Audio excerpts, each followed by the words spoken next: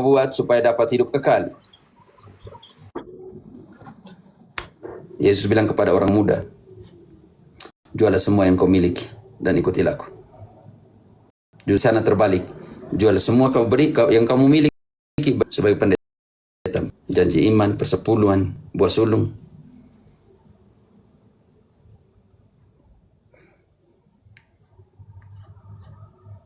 Pembaptisan menyelamatkan. Yang lain bilang tidak.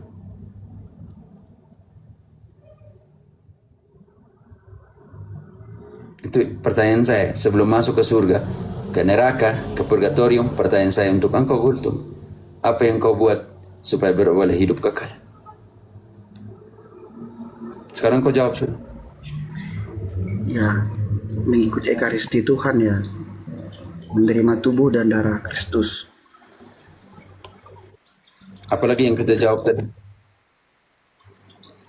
Hati-hati dengan ajaran. Ajaran. Apalagi Kalau kita iman tumbuh dari pendengaran, kita mendengarkan dari orang yang benar, benar-benar dikarunia untuk mengajarkan. apalagi Apalagi yang ya.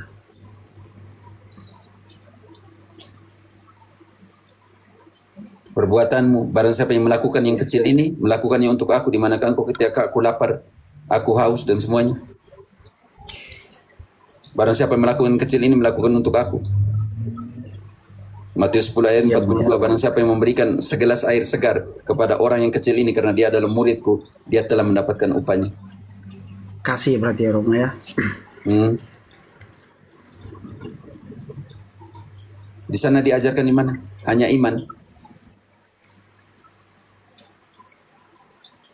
Sedangkan Galatia 5 ayat 6 hanya iman yang dikerjakan oleh kasih. Tidak. Makanya hati-hati dengan ajaran seperti itu, bahwa engkau kepada keselamatan yang sesungguhnya atau menyimpang dari keselamatan yang sesungguhnya. Sekarang pertanyaan kita, kalau begitu, apa itu surga? Kita mulai masuk di situ, apa itu surga? Ketika orang-orang kudus, mereka bangkit. Setelah kebangkitan Yesus, mereka pergi kemana? Matius 27 ayat. Saya sudah jelaskan ini sebenarnya, Gultom. Dari 3 minggu lalu tentang surga, neraka, purgatorium. Pertanyaan kembali lagi yang sama. Tolong buka di YouTube atau yang lain, purgatorium, supaya jangan diulangi terus. Oke, bantu dulu. Mereka yang telah mati kemana nih? Matius 27 ayat 52, 53. Matius 27 ayat 52. Dan kuburan-kuburan terbuka, dan banyak orang kudus yang telah meninggal bangkit. Dan sesudah kebangkitan Yesus, mereka pun keluar dari kubur, lalu masuk ke kota kudus, dan menampakkan diri kepada banyak orang. Mereka pergi ke kota kudus. Kota kudus punya nama lain, Ibrani 12 ayat 22, 24. Dan siapa yang tinggal di sana?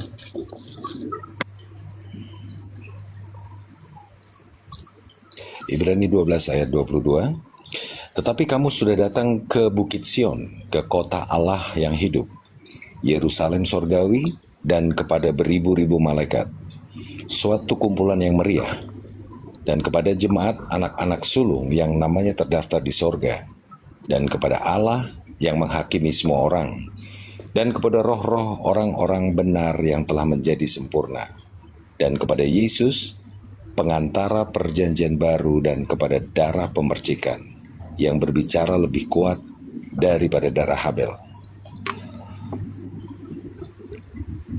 Bagaimana Protestan bilang? Tunggu penghakiman terakhir supaya masuk surga. Sedangkan di dalam kitab suci bilang surga itu penuh atau tidak penuh orang tadi, Gultom? Penuh orang, Bang. Orang-orang kudus tadi pergi kemana? Roh-roh orang benar yang sudah disempurnakan pergi kemana tadi? Yerusalem surgawi, kota Allah yang kudus, Bukit Sion. Bukit Sion. 3 nama tentang surga itu. Tapi bagi Protestan surga itu kosong. Engkau percaya yang mana? Percaya yang kitab suci katakan bahwa di sana ribuan orang di sana, tolong Wahyu 19 ayat 1. Ada ribuan orang di sana atau tidak?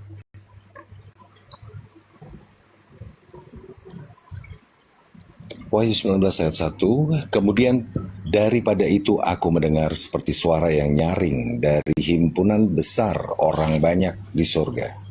Katanya, haleluya, keselamatan dan kemuliaan dan kekuasaan adalah pada Allah kita.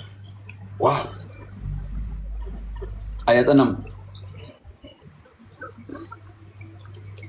Lalu aku mendengar seperti suara himpunan besar orang banyak, seperti desau arbah, dan seperti deru guru yang hebat. Katanya, haleluya, karena Tuhan Allah kita yang Maha Kuasa telah menjadi Raja. Banyak orang di sana, Galilea. Banyak, Romo. Ayat 9. Merayakan Ekaristi abadi di sana. Lalu ia berkata kepadaku, tuliskanlah, berbahagialah mereka yang diundang ke perjamuan kawin anak domba. Katanya lagi kepadaku, perkataan ini adalah benar, perkataan-perkataan dari Allah. Berarti surga itu banyak orang atau tidak? Gultom. Banyak, Banyak, Romo. Mereka main di taman atau mereka sujud menyembah Allah sambil mengatakan haleluya. Ayo. Mereka kalau yang bilang tadi yang di Taman Firdaus main-main di taman kan? Tapi yang Wahyu tadi katakan bahwa di surga mereka buat apa di situ? Menyembah Allah, Mo. Banyak orang. Menyembah Allah. Ya mereka banyak orang, ribuan orang, kumpulan tak terhingga. Banyak orang, Mo. Kumpulan orang tak. Banyak orang. Ayat 9-nya kita buktikan bahwa itu dari setiap suku, bangsa di dunia ini atau tidak.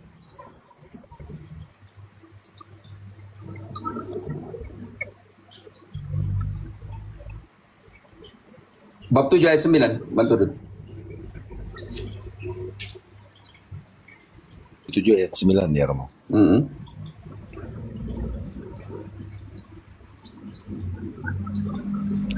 Baik, Wahyu 7 ayat 9. Kemudian daripada itu aku melihat, sesungguhnya suatu kumpulan besar orang banyak yang tidak dapat terhitung banyaknya, dari segala bangsa dan suku dan kaum dan bahasa, berdiri di hadapan tahta dan di hadapan anak domba, memakai jubah putih dan memegang daun-daun palem di tangan mereka. Banyak orang di surga. Sorak-sorai, haleluya, Banyak. anak domba. Lalu kalau surga masih kosong bagaimana di situ? Sekarang pertanyaan, kalau itu mereka yang di surga ini buat apa? Mereka yang di surga ini buat apa? Bab 8 ayat 3. Bab 8 ayat 3, maka datanglah seorang malaikat lain dan ia pergi berdiri dekat mezbah dengan sebuah pedupaan emas, dan kepadanya diberikan banyak kemenyan untuk dipersembahkannya bersama-sama dengan doa semua orang kudus di atas mezbah emas di hadapan tahta itu. Lanjut ayat 4-nya. Tugas orang kudus di hadapan Allah dengan kumpulan ribuan orang dari semua suku bangsa di atas bumi ini dengan daun palem. Nanti kalau kita hosana, terpujilah apa semua yang kalau kita lanjut semua di bab 7 tadi. Oke, bab 4-nya. Ayat 4-nya. Maka naiklah asap kemenyan bersama-sama dengan doa orang-orang kudus itu dari tangan malaikat itu ke hadapan Allah. Bab 5 ayat 8. Bab 5 ayat 8. Ketika ia mengambil gulungan kitab itu, tersungkurlah keempat makhluk dan ke-24 tua-tua itu di hadapan anak domba itu, masing-masing memegang satu kecapi dan satu cawan emas, penuh dengan kemenyan. Itulah doa orang-orang kudus. Gultom di hadapan Allah, mereka buat apa? Membawakan doa-doa. Doa-doa. Iya. Doaku naik ke hadapanmu ya Allah, seperti Mazmur 141 ke hadapanmu ya Allah seperti parfum, harum, parfum. Jadi mereka buat apa di hadapan Allah? Sorak-sorai, ekaristi abadi, membawakan doa-doa kita ke hadapan takhta Allah. Tidak sampai di situ juga. Orang kudus yang sudah di sana tugasnya untuk apa? 1 Korintus 6 ayat 2. Menghakimi bumi. Oh, menghakimi bumi. Iya, karena nanti waktu Yesus datang, dia datang dengan siapa? Tapi mereka itu apa dijelas biblisnya. Mereka malah nggak percaya dengan berdoa dengan orang kudus. Iya, ternyata orang kudus ada di surga. Tugas bawakan doa. Nanti sekarang orang kudus tugasnya untuk apa nanti? 1 Korintus 6 ayat 2. Atau tidak tahukah kamu bahwa orang-orang kudus akan menghakimi dunia? Dan jika penghakiman dunia berada dalam tangan kamu, tidakkah kamu sanggup untuk mengurus perkara-perkara yang tidak berarti? Di situ siapa yang menghakimi dunia? Gultom. Orang kudus. Engkau mau tahu nanti Yesus datang dengan siapa? 1 Tesalonika 13.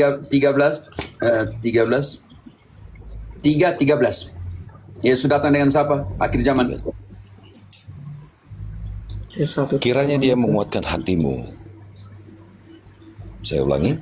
Kiranya dia menguatkan hatimu supaya tak bercacat dan kudus di hadapan Allah dan Bapa kita pada waktu kedatangan Yesus, Tuhan kita dengan semua orang kudusnya. Pertanyaan saya, Gultom, Protestan ada orang kudus? Nggak ada, Bang. Lalu bagaimana nanti Mereka- tugas membawakan doa? Bagaimana tugas menghakimi dunia? Bagaimana nanti datang bersama dengan Yesus pada akhir zaman kalau di sana tidak ada orang kudus? Mereka percaya langsung ke Yesus semuanya, Bang. Tapi kitab suci omong seperti itu, mereka percaya tidak kan sola skriptura. Semua ada di kitab suci. Kalau saya tidak omong dengan kitab suci di tangan, maka anatema lah saya. Tapi yang saya omong semua ada di kitab suci. Ya. Engkau sudah mengerti surga. Buat apa di sana? Menyembah Allah dalam keabadian. Merayakan Ekaristi dalam keabadian. Membawakan doa-doa kita dalam keabadian. Nanti menghakimi dunia. Orang kudus tadi yang ada di surga. Dan yang kedua akan datang bersama dengan Yesus pada akhir zaman. Berarti Apakah nanti tidak setelah surga, tertulis? Kenapa? setelah surga masih ada tahapannya kan, mau kebangkitan badan ya, mau ya. Setelah surga kebangkitan badan bagaimana lagi? Untuk masuk surga ini harus punya syarat. Gultom, untuk masuk surga engkau harus memenuhi syarat. Karena tidak bisa masuk surga bernoda. Yohanes 21 Wahyu 21 ayat 27, tidak bisa masuk ke sana masih bernoda. Kalau kau masih bernoda, kau tidak bisa masuk. Tetapi tidak akan masuk ke dalamnya sesuatu yang najis atau orang yang melakukan kekejian atau dusta. Tetapi hanya mereka yang namanya tertulis di dalam kitab kehidupan anak domba itu. Di manakah mereka yang mati tapi masih bernoda? Siapa yang mati di dunia ini tanpa dosa? Siapa? Nggak ada, Mo. Karena tidak bisa masuk surga tanpa noda, tidak bisa masih bernoda masuk surga. Lalu transisinya di mana? Api penyucian, Mo. Tapi Protestan tidak ada. Ini jadi persoalan besar. Orang Yahudi ada Gehenna. Katolik ada api purgatorium, api penyucian. Itu sangat biblis nanti kita lihat. Karena itu engkau harus dikenakan pakaian putih. Engkau tidak bisa masuk suka-suka di sana. Bantu dulu Wahyu 12 ayat 9. Wahyu tadi kita 19 ayat 9. Coba mungkin ada jubah putih atau tidak. Nanti kita lihat Wahyu 6 ayat 9 juga. Wahyu 19 ayat berapa? 9. Ayat 9-nya. Di sini nggak ada jubah putih, Rom. Jadi Wahyu 16 mungkin ya. Tidak. Kalau itu di situ nanti ada sekitar ayat, coba ke 6. Wahyu 6. 9 tapi 19. Wahyu 6, Maksudnya ya. 19 ayat 9 tidak ada jubah putih. Kalau itu 19 ayat 6 maksud saya. Oh, simpunan besar. Tidak ada juga, Romo, yang jubah putih. Sekitar ada di ayat 19, tapi kita langsung secara prinsip langsung ke ayat Wahyu 6 ayat 9, mulai dari 9 sampai 11. Kepada mereka diberikan jubah putih atau tidak? Wahyu 6. 6 ayat 9. Dan ketika anak domba itu membuka materai kelima, aku melihat di bawah mezbah jiwa-jiwa mereka yang telah dibunuh oleh karena firman Allah dan oleh karena kesaksian yang mereka miliki. Dan mereka berseru dengan suara nyaring katanya, "Berapa lamakah lagi ya penguasa yang kudus dan benar, engkau tidak menghakimi dan tidak membalaskan darah kami kepada mereka yang diam di bumi?" Dan kepada mereka masing-masing diberikan sehelai jubah putih, dan kepada mereka dikatakan bahwa mereka harus beristirahat sedikit waktu lagi hingga genap jumlah kawan-kawan pelayan dan saudara-saudara mereka yang akan dibunuh sama seperti mereka. Tunggu dulu sedikit. Ya tadi, kembali ke 19 ayat 8. Maka tadi berdekatan dengan engkau baca ayat 9 memang tidak, tapi ayat 8 tadi ada. Ya. Dan kepadanya dikaruniakan supaya memakai kain lenan halus yang berkilau-kilauan dan putih bersih. Lenan halus itu adalah perbuatan-perbuatan yang benar dari orang-orang kudus. Makanya kita dihakimi menurut perbuatan. Dikenakan lenan halit. Jubah putih adalah perbuatan dari perbuatan baik. Tetapi engkau dihakimi karena iman, hanya karena iman yang jadi persoalan di Protestan. Persoalan besar di sana. Karena itu untuk masuk ke sana simbol penting sekali. Perbuatan-perbuatan baik, pakaian putih, lenan yang diberikan kepada engkau, perbuatan-perbuatan baik selama engkau masih hidup, nanti dihakimi di dalam 2 Korintus 5 ayat 10. Sebelum nanti dalam lenan itu, makanya engkau akan diberikan tubuh kemuliaan atau tidak.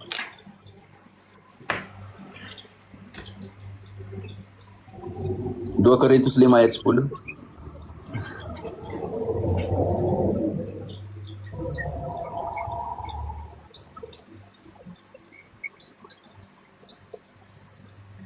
Halo. Jadi sebelum ke situ mau Baca dulu. 2 Korintus 5 ayat 10. Bantu Dr. 2 Korintus 5. Udah macet semua nih. 2 Korintus 5 ya mau ya. Tolong sudah 2 menit nih rugi. 10. Sebab 2 Korintus 5 ayat 10 ya mau. Sebab kita semua Sebab kita semua harus menghadap tahta pengadilan Kristus, supaya setiap orang memperoleh apa yang patut diterimanya sesuai dengan yang dilakukannya dalam hidupnya ini, baik ataupun jahat. Kalau engkau baik akan dikenakan pakaian putih lenan tadi. Oke. Kenapa? Karena kewarganegaraan kita di surga. Filipi 3 ayat 20-21. Tetapi sebelum masuk ke sana, kita baca dulu 1 Korintus 15 ayat 50. Daging dan darah tidak menjadi bagian dalam kerajaan surga. Kedosaanmu tidak menjadi bagian dalam kerajaan surga. Kefanaanmu, tubuhmu yang dosa, kita yang berdosa ini tidak bisa mendapat bagian dalam kewarganegaraan surga. Tetapi ada satu rahasia yang Paulus bilang begitu. Kita semuanya tidak akan mati, tapi kita dirubah.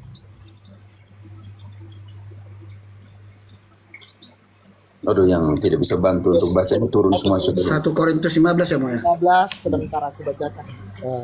Aku juga bisa. Saudara-saudara, inilah yang hendak kukatakan kepadamu, yaitu bahwa daging dan darah tidak dapat mewarisi kerajaan Allah, dan bahwa yang binasa tidak mewarisi apa yang tidak binasa.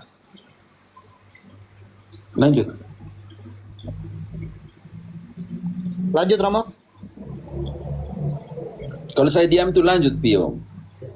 Sesungguhnya aku menyatakan kepadamu suatu rahasia. Kita tidak akan mati semuanya, tetapi kita semua akan diubah. Oke, kita tidak akan mati semuanya. Kita akan diubah. Diubah apanya? Filipi 3, 20-21. 3:20-21. Sebab kewarganegaraan kita terdapat di dalam surga, dan dari situ juga kita menantikan Tuhan Yesus Kristus sebagai juru selamat.